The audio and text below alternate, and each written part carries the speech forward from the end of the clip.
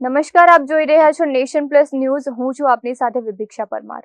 વડોદરાની માંજલપુર વિધાનસભા બેઠક પર આગામી સમયમાં પેટા ચૂંટણી યોજાવા જઈ રહી છે, ત્યારે દેશના ભાવિ નાગરિકોમાં ચૂંટણી પ્રક્રિયા અંગે વ્યવહારિક સમજ વિકસે તેવા ઉમદા હેતુ સાથે કરજણની PM શ્રી જલારામનગર પ્રાથમિક શાળા ખાતે બાળ સાંસદની ચૂંટણીનું એક અનોખું અને વાસ્તવિક આયોજન કરવામાં આવ્યું હતું.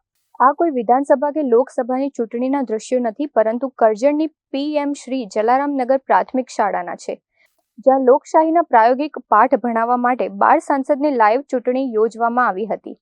આ આયોજન એટલું વાસ્તવિક હતું કે તેમાં ચૂંટણી પંચ દ્વારા બહાર પાડવામાં આવતા સત્તાવાર જાહેરનામાથી લઈને ઉમેદવારી ફોર્મ ભરવા, ઉમેદવારોની લાયકાતની ચકાસણી, ફોર્મ પરત ખેંચવાની પ્રક્રિયા, બિનહરીફ બેઠકો અને અંતે મતદાન તેમજ મતગણતરી સુધીની તમામ પ્રક્રિયાઓ આબેહૂબ રીતે હાથ ધરવામાં આવી હતી.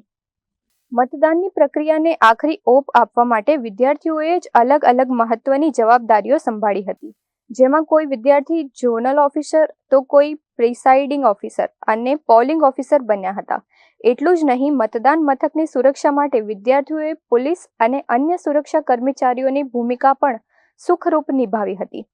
મતદારોની સત્તાવાર ઓળખ, મતદાનની ગોપનીયતા જાળવવી, મતપેટીનું સંચાલન કરવું અને કાયદા અનુસાર મતગણતરી કરવાની તમામ જટિલ કામગીરી બાળકોએ ખૂબ જ જવાબદારીપૂર્વક પૂર્ણ કરી હતી.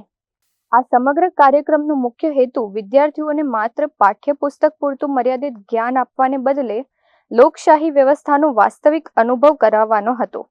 આવા નવીન આયોજન દ્વારા ભાવિ પેઢીમાં નિષ્પક્ષ અને પારદર્શક ચૂંટણીનું મૂલ્ય તેમજ જવાબદાર નાગરિક તરીકેની ફરજો અંગે ઊંડી સમજ વિકસે છે.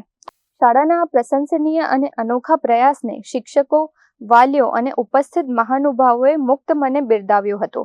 આ બાળ સંસદની ચૂંટણી વિદ્યાર્થીઓ માટે જીવનભર યાદ રહે એવો એક પ્રેરણાદાયી અનુભવ બની રહી હતી. Bureau report, nation plus news, Karjan. સમાચારોના સતત અપડેટ મેળવવા માટે અમારી નેશન પ્લસ ન્યૂઝની YouTube ચેનલને સબસ્ક્રાઇબ કરો, બેલ આઇકન દબાવો અને જોડાયેલા રહો Facebook, Instagram અને Twitter પર.